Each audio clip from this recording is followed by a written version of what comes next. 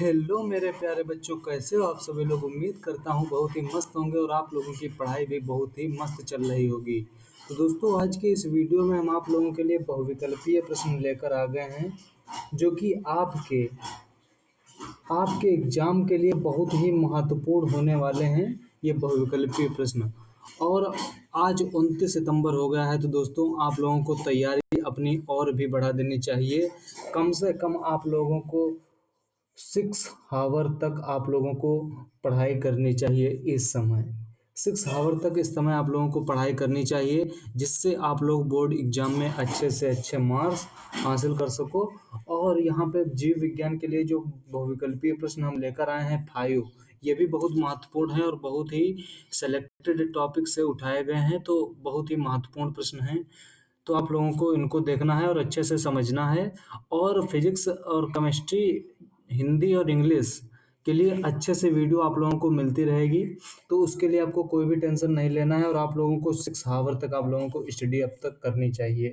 6 our तक आप लोगों को तो करनी ही चाहिए, 6 नहीं तो 5 तो जरूर करनी चाहिए इस टाइम।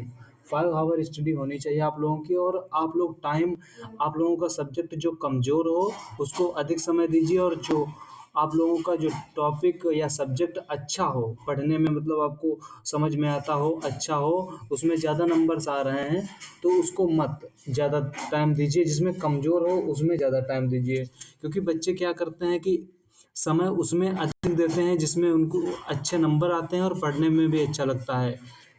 याद रखिएगा कि कमज़ोर जो सब्जेक्ट है उसको अगर पढ़ोगे तभी ज़्यादा नंबर आएंगे, और जो आपका अच्छा है तो वो तो अच्छा है ही। तो क्या करना है, आप लोगों को अच्छे से अच्छे तैयार करना है, और 4 से 5 आवर आप लोगों को स्टडी करनी चाहिए एवरेज। तो ध्यान रखना है। और ये जो बहुविकल्पीय प्रश्न है बहुत ही महत्वपूर्ण है। कमेंट बॉक्स में इसके उत्तर भी लिखिएगा अगर आप लोगों को पता है। नहीं भी पता है तो हम भी आप लोगों को ज़रूर बताएंगे। तो चलिए वीडियो शुरू करते हैं। देखिए, ये पहला प्रश्न क्या कह रहा है कि एड्स रोग का कारक होता है। एड्स रोग का कारक क्या होता है, आप लोगों को कमेंट बॉक्स में बताना है। एड्स रोग का कारक होता है, यहाँ पे मैं कलर चेंज कर ले रहा हूँ। एड्स रोग का कारक होता है, परमाणु होता है, जीवाणु होता है, कवक होता है या विषाणु होता है। तो यहाँ पे आप लोगों को ध्यान रखना है, और कौन सा राइट आंसर है वो आप लोगों को बताना है। तो यहाँ पे ध्यान रखिएगा, यहाँ पे आप लोगों का राइट आंसर हो जाएगा विषाणु। विषाणु जो है एड्स रोग का कारक होता है। तो ध्यान रखिएगा, यहाँ पे जो विषाणु है आपका राइट आंसर हो जाएगा। ध्यान रखना है आप लोगों को, ये विषाणु राइट आंसर हो जाएगा, और याद भी इसको रखना है माइंड में।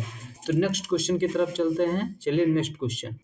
नेक्स्ट क्वेश्चन क्या कह रहा है वो आप लोग देखिएगा। नेक्स्ट क्वेश्चन प्रश्न नंबर 2। प्रश्न नंबर 2 क्या कह रहा है, क्या पुरुष से संबंधित है। तो याद रखना है कि इसमें पूछ रहा है कि क्या पुरुष से संबंधित है। वैसेक्टोमी, गोलियां, ट्यूबेक्टोमी और उपरोक्त में से कोई नहीं। तो यहाँ पे ये 4 उत्तर हैं, मतलब 4 जो ऑप्शंस हैं विकल्प, तो उनमें से कौन सा सही है उसको आप लोगों को कमेंट सेक्शन में बताना है। तो इसका जो राइट आंसर है आप लोगों को ने कमेंट में लिख दिया होगा, और वीडियो रोक कर भी आप लोग कमेंट बॉक्स में लिख सकते हो, क्योंकि हम इसका उत्तर तो आपके सामने कराते ही हैं। तो इसका राइट आंसर क्या हो जाएगा, इसका राइट आंसर हो जाएगा वैसेक्टोमी। इसका राइट आंसर क्या हो जाएगा, वैसेक्टोमी। वैसेक्टोमी इसका राइट आंसर हो जाएगा। और ये जो इम्पोर्टेंट भी क्वेश्चन है, ये इम्पोर्टेंट क्वेश्चन है, याद रखिएगा ये इम्पोर्टेंट क्वेश्चन है, पुरुष से संबंधित वैसेक्टोमी।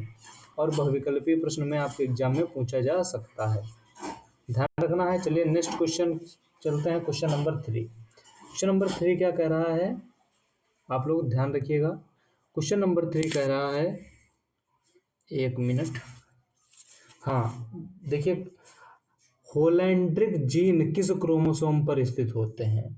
होलैंड्रिक जीन किस क्रोमोसोम पर स्थित होते हैं। ऑप्शन का क्या कह रहा है कि एक्स क्रोमोसोम पर, बी है वाई क्रोमोसोम पर यानी खा, सी है ग एक्स वाई क्रोमोसोम पर, और डी यानी घा है ऑटोसोम पर। तो ये 4 विकल्प हैं, इसमें से सही आप लोगों को उत्तर लिखना है। ध्यान रखिएगा, सही उत्तर आप लोगों को कमेंट बॉक्स में लिखना है। कहाँ पर लिखोगे, कमेंट बॉक्स में। कमेंट बॉक्स में लिखना है इसका बिल्कुल सही जवाब। सही जवाब इसका क्या हो जाएगा आप लोग बताइएगा। तो इसका सही जवाब होगा वाई क्रोमोसोम। क्या होगा इसका सही जवाब? वाई क्रोमोसोम पर कोलैंड्रिक जीन वाई क्रोमोसोम पर स्थित होते हैं। वाई क्रोमोसोम पर स्थित होते हैं कोलैंड्रिक जीन। तो ये ध्यान रखिएगा दोस्तों, इसका जो पीडीएफ है, पीडीएफ आप लोगों को कमेंट बॉक्स में लिंक दिया गया होगा, वहां से जाकर सीधे टेलीग्राम से डाउनलोड कर पाओगे और इसमें आप लोगों को कोई भी प्रॉब्लम नहीं देखने को मिलेगी। तो ध्यान रखना है। नेक्स्ट क्वेश्चन क्या कह रहा है? नेक्स्ट क्वेश्चन है क्वेश्चन नंबर 4। क्वेश्चन नंबर 4 क्या कह रहा है कि कौन सा क्वेश्चन नंबर 4 कह रहा है कि कौन सा आनुवांशिक विकार 21वें क्रोमोसोम की त्रिसूत्रता का कारण होता है। ध्यान रखिएगा कि कौन सा आनुवांशिक विकार 21वें क्रोमोसोम की त्रिसूत्रता के कारण होता है। ध्यान रखिएगा कि ये जो इसके 4 विकल्प दिए गए हैं, का वाला है क्लाइनफेल्टर सिंड्रोम, बी वाला है यानी खा टर्नल सिंड्रोम, सी वाला है यानी गा डाउन सिंड्रोम, और घा है डी जो कि थैलेसीमिया। थैलेसीमिया यानी इसके जो विकल्प दिए गए हैं आप लोगों के स्क्रीन पर 4 विकल्प हैं। आप लोग सही जवाब इसका लिख सकते हैं कमेंट बॉक्स में, और यहाँ पे आप लोग लाइक भी कर सकते हैं और शेयर भी कर सकते हैं दोस्तों के साथ, और सब्सक्राइब भी कर सकते हैं चैनल को। तो इसमें इसका जो राइट आंसर हो जाएगा कौन सा आनुवांशिक विकार 21वें क्रोमोसोम की त्रिसूत्रता के कारण होता है। तो इसका जो राइट आंसर हो जाएगा डाउन सिंड्रोम। डाउन सिंड्रोम इसका राइट आंसर हो जाएगा। याद रखना है, आपके एग्जाम में सीधे क्वेश्चन पूछ लेगा तो आप लोग सीधे से क्लिक कर जाएगा और आप लोग डायरेक्ट से कर दोगे, है कि नहीं दोस्तों। और अच्छे से यानी समझिएगा और तैयार करिएगा। ये जो बहुविकल्पीय प्रश्न है बेहद महत्वपूर्ण है, आपके एग्जाम से रिलेटेड हैं, तो ध्यान रखिएगा। और एग्जाम के टाइम एकदम क्लिक कर जाना चाहिए। जैसे ही आपके सामने पेपर आए और ये क्वेश्चन आए, आप तुरंत क्लिक कर दीजिएगा और आगे बढ़ जाइएगा।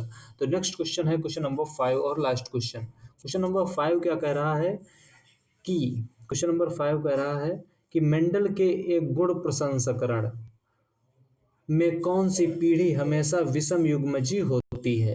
ध्यान रखिएगा, ये बेहद महत्वपूर्ण प्रश्न है। मेंडल के एक गुण प्रसंस्करण में कौन सी पीढ़ी हमेशा विषम युग्मजीय होती है। तो प्रथम संतानीय पीढ़ी, द्वितीय संतानीय पीढ़ी और तृतीय संतानीय पीढ़ी, और डी है जनक पीढ़ी। 4 विकल्प में से इसका राइट आंसर आप लोगों को क्या है कमेंट बॉक्स में बताइएगा दोस्तों। और मेरे बच्चों, यहाँ पे अगर आप लोगों को कोई सी भी सब्जेक्ट में प्रॉब्लम हो रही है, इसका आंसर अभी हम बता रहे हैं। इसका आंसर क्या है आप लोग, हमने सोचा था कि आप लोग कमेंट बॉक्स में लिखेंगे, लेकिन हमने सोचा लाओ अच्छा बता ही देते हैं बच्चों को।